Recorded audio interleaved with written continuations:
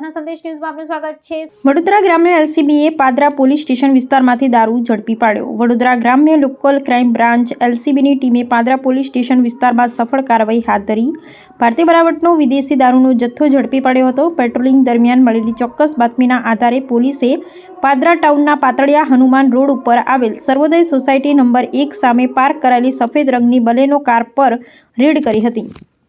Police તપાસ દરમિયાન કારમાંથી કુલ 612 નંગ વિદેશી દારૂની બોટલો, બિયર ટીન અને ક્વાર્ટર મળી આવ્યા હતા, જેની અંદાજિત કિંમત ₹2,98,560 હોવાનું સામે આવ્યું છે।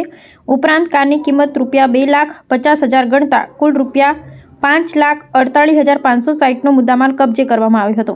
રેડ દરમિયાન કારનો ચાલક સ્થળ પરથી ફરાર હોવાનું સામે આવ્યું હતું। આ મામલે પોલીસે અજાણ્યા આરોપી વિરુદ્ધ પ્રોહિબિશન એક્ટ કલમ 65A(E)98(2) મુજબ ગુનો નોંધી વધુ તપાસ હાથ ધરી છે। સમગ્ર કાર્યવાહી વડોદરા ગ્રામ્ય એલસીબી ટીમ દ્વારા હાથ ધરવામાં આવી હતી।